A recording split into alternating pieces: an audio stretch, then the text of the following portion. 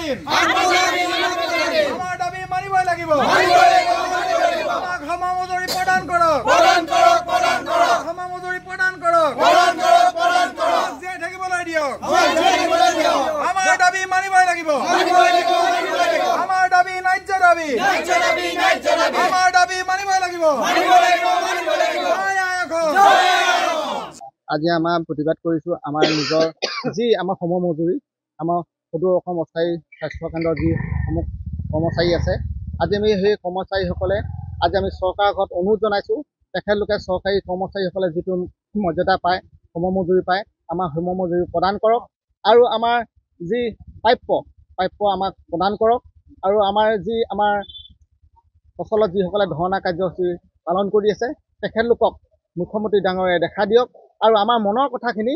আমাৰ বেদনাখিনি তেখেতে বুজিবলৈ চেষ্টা কৰক আমাৰ এইখিনি অনুৰোধ আৰু আপোনালোকৰ যোগেদি আমি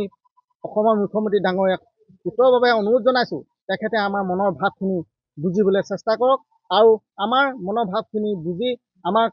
সমমৰ্যাদা প্ৰদান কৰক আৰু যদি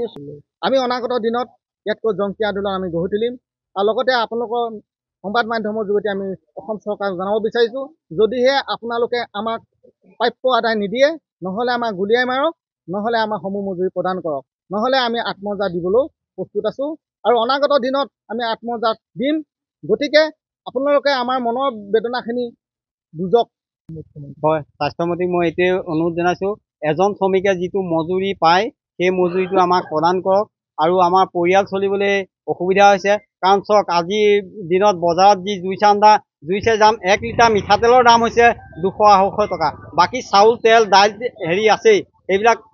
আমি সেই 1000 টকা বা 4000 টকাৰ ভিতৰত কেনেকৈ চলিম 1000 টকাকৈ পৰিলে এজন মানুহৰ হাজিৰা পৰে মাত্ৰ ডেইলি 30 টকা পইচা চাওক এজন ভাল অফিচাৰৰ ঘৰত যিটো কুকুৰ পোহে সেই কুকুৰটোৱে ডেইলি 500 টকাৰ পইচাৰ মানে খাদ্য খায় গতিকে আমাক চৰকাৰখনে কুকুৰতকৈ অধস কৰিছে মই এইটোকে অনুৰোধ জনাইছোঁ চৰকাৰক যাতে আমাক এটা উচিত মজুৰি দি আমাৰ পৰিয়ালটো চলিবলৈ সুবিধা কৰি দিয়ে